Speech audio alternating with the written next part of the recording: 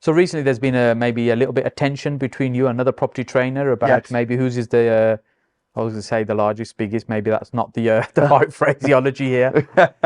So what led up to you and Rob Moore kind of having a fight? Yeah, I mean, Rob Moore says he's the biggest property trainer, but he also says he's 6'3".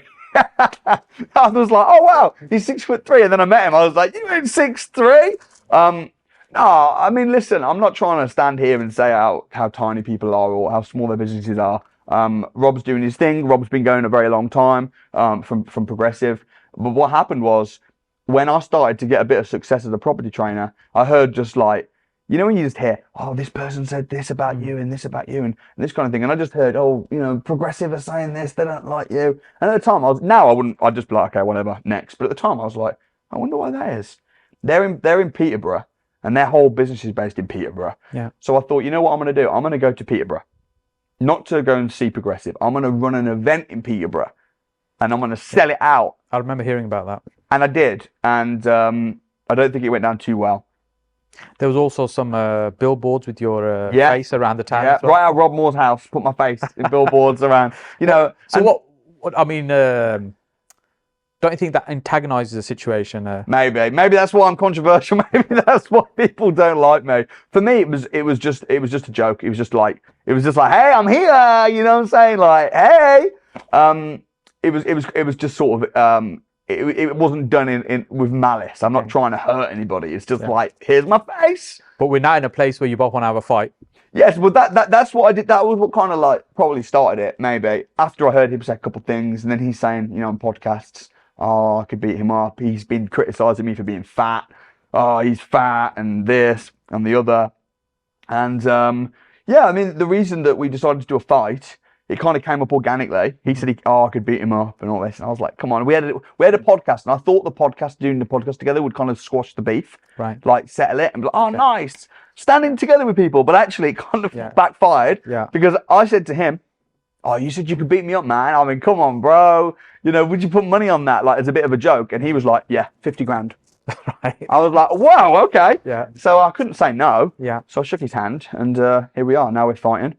And we're going to be fighting on the 1st of July. 1st of July. So how many people are you expecting at that event? Well, we've already sold way over 1,000 tickets. Okay. So a lot of people want to see that happen. A lot of people want to see it happen. The capacity, I think, is 1,700 at the venue. So I'm very confident we'll sell out. And then we're going to have pay-per-view and everything. So thousands of people. So I mean, it just seems a surreal thing in our property space. We've never seen something like that happen before. Yeah, I know, yeah. Like saying, like you know, there might be the odd beef in the car park, but not like, okay, let's get in a boxing ring and sort this out. Yeah. So what's your predictions then? Well, my predictions are that I'm going to knock him out, you know. In which round? I'd probably say second round, I'll knock him out. Yeah. Yeah, because the thing is, I'm bigger than him, I'm stronger than him. It's not really a fair comparison, to be perfectly honest. I was just going to say, do you think it's a fair fight? No, it's not fair. I almost feel sorry for the guy. I mean, I'm so much bigger and stronger. And also, he's never had a fight. Do you think he feels the same way? I think he does. Yeah, I think he's probably a little bit. Even when he did an interview recently, he's like constantly giving disclaimers, like he was saying, well, he's a lot bigger than me and stuff like that. And he's also, he called me out and he's a lot bigger than me. And I think he's just getting ready for his excuses after I kick his ass. Probably. Okay. So there's some different experiences. So you've done some boxing before. A little bit, yeah. Not much. And he's, I think Rob did a martial art. Kickboxing. Yeah, he's got a black belt in kickboxing.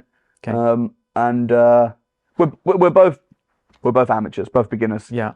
So it'll be fun. Are you looking forward to it? Oh yeah, man. So I can see you've been working out. I can see. Yeah, I got punched in the face on Sunday. Did a bit of training with one of my academy members, and he punched me in the face. But that's part of it. If you can't take being hit, then you shouldn't be in the ring. And in the same way in business, if you can't take the heat, you better get out the kitchen. You say to me, how do I deal with negativity on trolls and stuff? It's like, well, if I'm going to get all upset, I probably shouldn't post in the first place. Mm. So now the stakes seem to have risen from 50 to 100 grand. Yes. What led to that? I don't remember. I think we had 50 grand, and then he said, can you afford 50 grand? And I was like, dude, are you having a laugh? Like, 50 grand. I can do 100 if you want. And he was like, all right, let's do 100. Right. So that's how it happened. Yeah, we'll see. What's going to happen to the winnings?